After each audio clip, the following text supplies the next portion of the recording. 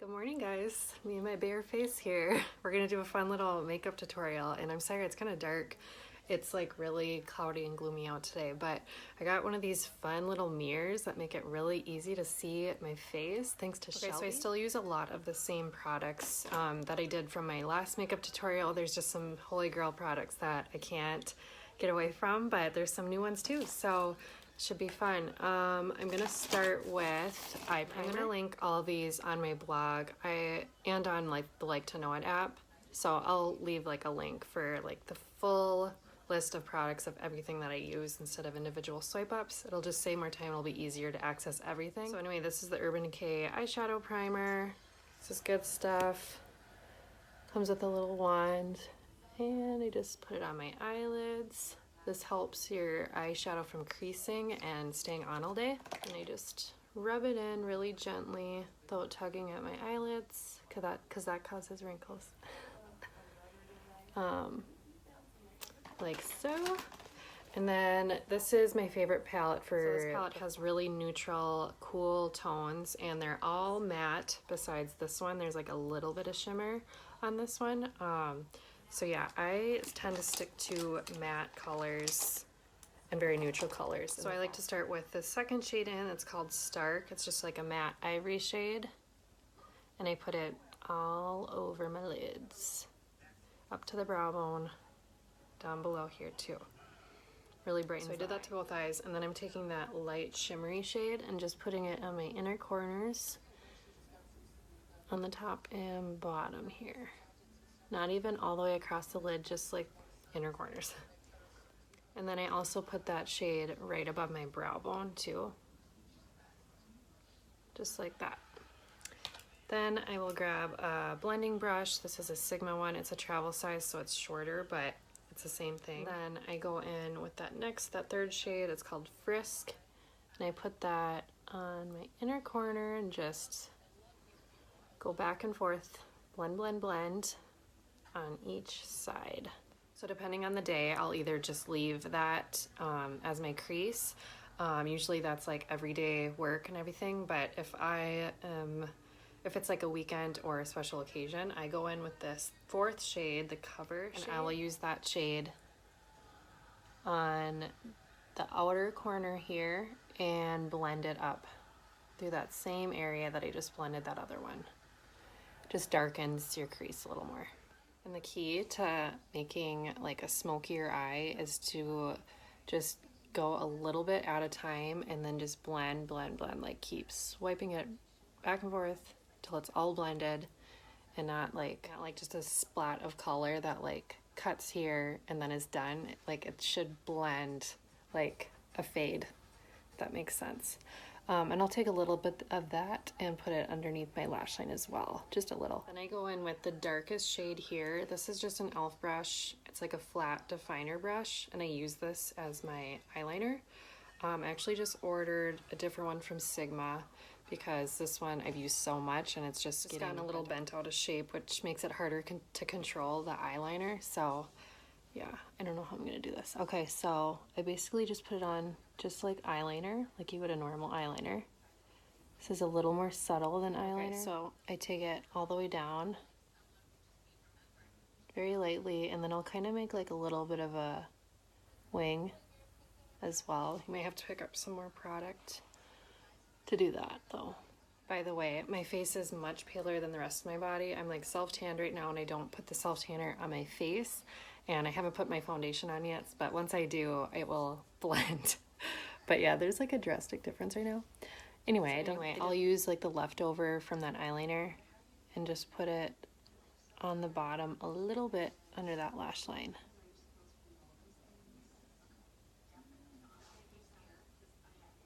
Like so. So I went in and curled my eyelashes. This is the Shiseido one from Sephora. And I don't have eyelash extensions anymore. I used to and they were amazing, but I don't anymore. So I use this primer, which is awesome. A huge difference when I don't use this primer. I notice a lot more fallout in my mascara, like the little specks you see that fall under your eye. And it just goes on much smoother. So yeah, that stuff is worth every penny and you really don't need that much. I'm going in with the Charlotte Tilbury mascara. I just go in with one coat because I'm still wearing false eyelashes. So I'll just do one coat so that the mascara just helps your lashes, if you're wearing falsies, look a little more natural. I don't wear falsies every single day, but most days I do, just because I like how they look. And when you have lash extensions, it's a bit different. By that I mean, like, from when I had lash extensions to taking them off, there's a huge difference. Like, my eyelashes are a little shorter than they used to be. They're growing back a lot. They've already grown back a lot, but it's not the same at all. So I like to wear falsies. So I like to put those on last after I'm done with like my whole face makeup and everything.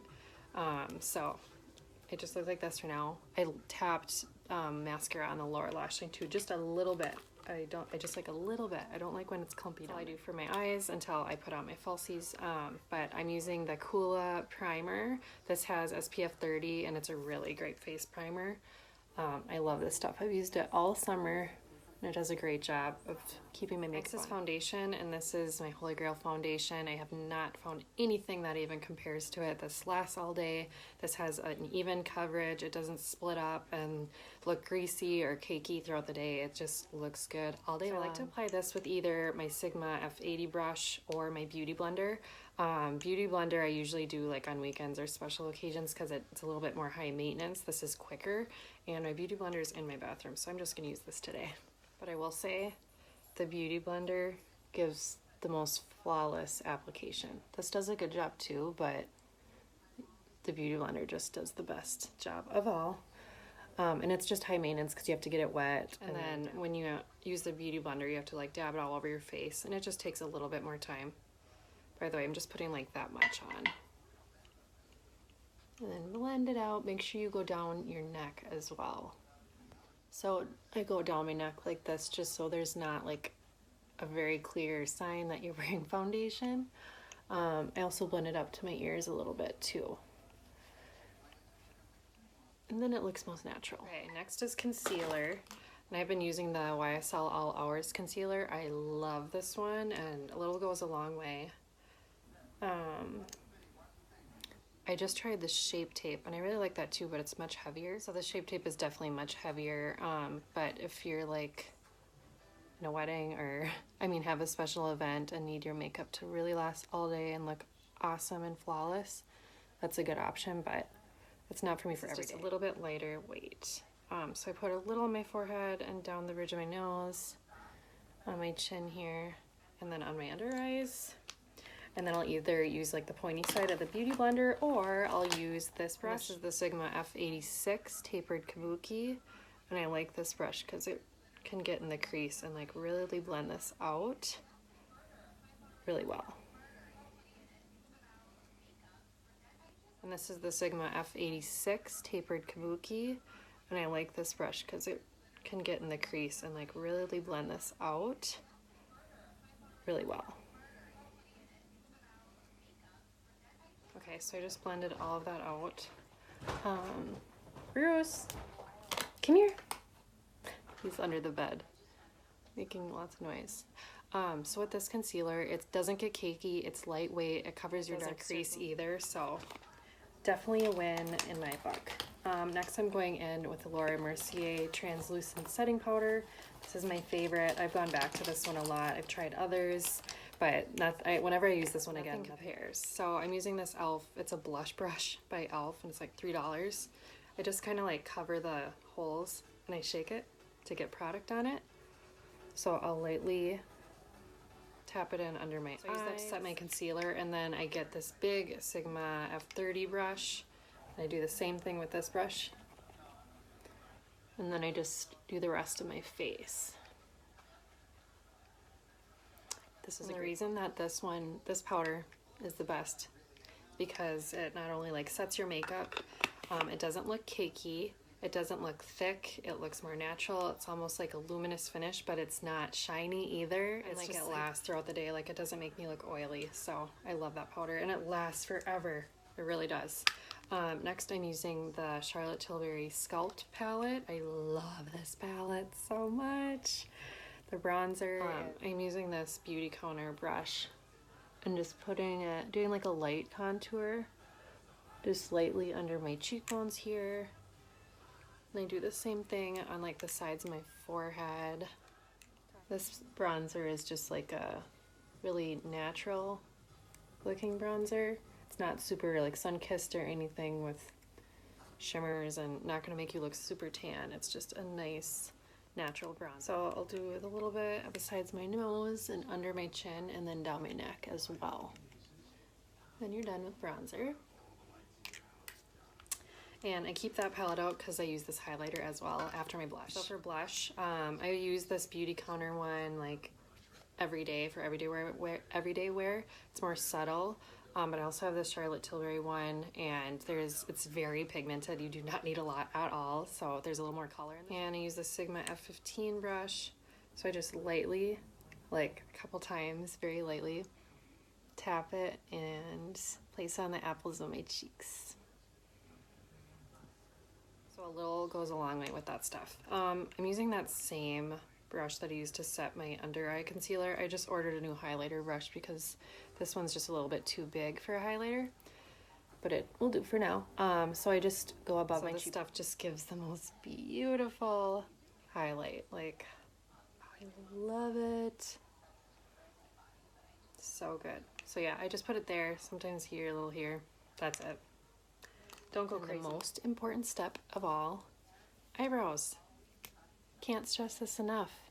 You guys are gonna be like, holy shiza, when you see the difference between now and when my brows are done. So my go-to brow pencils are by Benefit and Anastasia Beverly Hills. I like the thin one that they have, but I recently got the Goof Proof brow pencil, so it's a little bit thicker than the other one, the Precisely My Brow. But this one is just, there's more product that you can cover, so it's quicker. So I start at the arch and go down. And sorry, this is tricky because I have to get really close to the mirror. But I basically just connect those together. And it will be a little bit dark at first, but you use the spoolie on the other end to brush it out and blend it out. It's totally like blocking your view there. Sorry about that. So then I'll grab this side and drag it out here and kind of just make one long line. And then I will lightly just like try to draw some hairs here and connect it at the top. And I will say my brows, out of all my makeup steps, take the longest because I fill them in so precisely and like so much. People ask me all the time, have you gotten your eyes microbladed? I have, like a year and a half ago. I take that with a grain of salt because they've faded a ton. Like this is basically my brow before that. I can't really see any color. It's like faded. So I basically don't have microbladed brows anymore. This is what I use, and you just have to practice. The most important thing is to have this arch here from like the end of the color of your eye. Pinterest has like graphics that you can follow. But that arch is important, and then also where this ends should be like here. And then once I have that shape outlined, so I'll kind of outline my brow a little bit, and then I'll just fill in the center here where it's sparse. Okay, so obviously it's really dark right now. The Benefit ones are especially pigmented. The Anastasia Beverly Hills ones, or Anastasia, however you say it, aren't as pigmented, but yeah, you just have to use the spoolie on the end to blend. So the lightest part of your brow should be the front part here that I'm brushing out, and then the darkest will be the tail. So I'll just lightly blend that out. Sometimes you'll want to grab a Q-tip and clean up any excess that came out from the spoolie. Look at that difference. A very huge difference. It makes all the difference. And like when you have thinner eyebrows too, like this, like if you're not filling them in or darkening them, it can actually make you look, and it makes you look chubbier because there's just more face. It's like a full moon face.